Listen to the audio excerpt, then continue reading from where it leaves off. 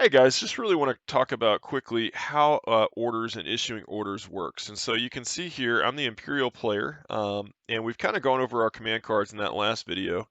And so what's happened here is that the Rebel troopers have moved up. They're kind of pushing in.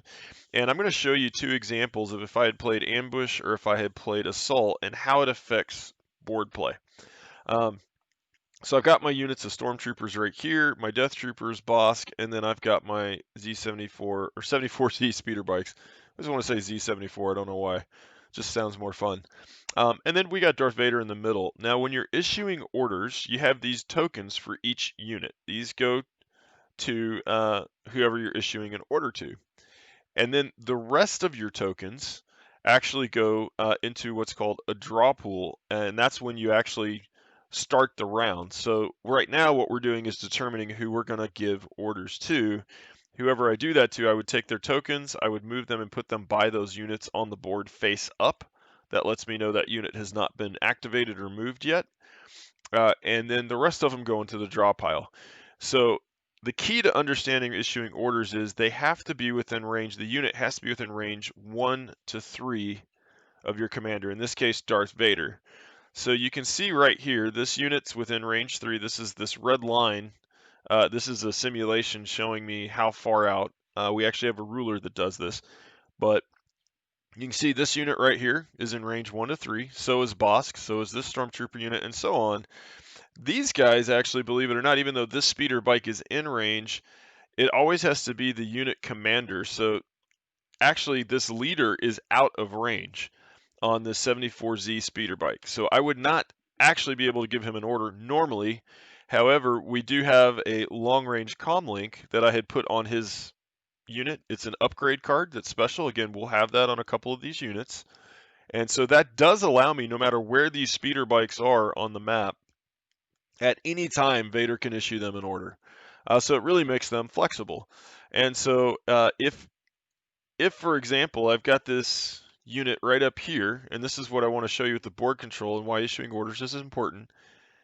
This unit's pushing up, and I want to really get these stormtroopers up under the heavy cover of these trees, and maybe these guys up over here. So I want to double move them, but I want to do it before the rebels can start pushing down and getting their units down in here and taking shots at these guys while they're out of cover.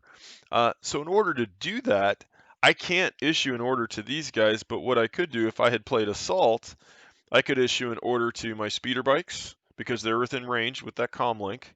I can issue an order to my death troopers, and then I could issue an order to Bosk.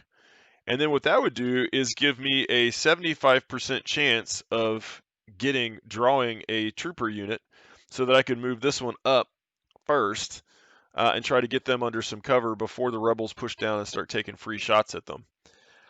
So that's kind of how I could use this placement to do a little bit of board control versus if I had played assault, I could only pick one unit.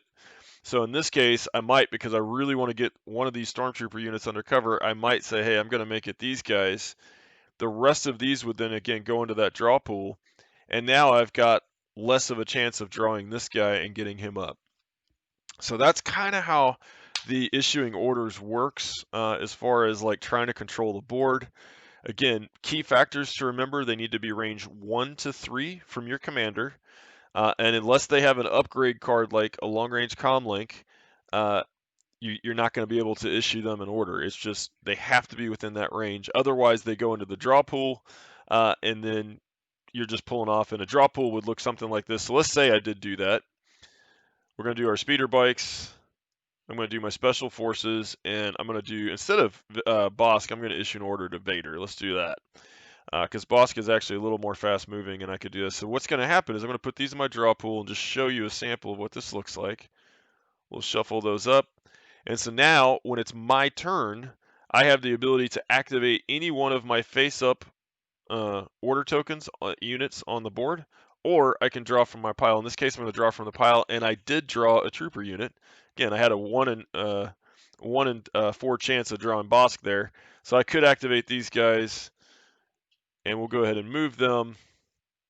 and they're going to clearly be able to move up and touch that no problem. So we'll just put them under cover like so, and now they're ready for that frontal assault by the rebels. And so that's how you issue orders and then activate units. So again, once you're done activating a unit and they're done with their turn, you would just flip that down. That lets everybody know that one's done, including yourself, so you don't have a unit doing more than it should. So that is the basics of issuing orders.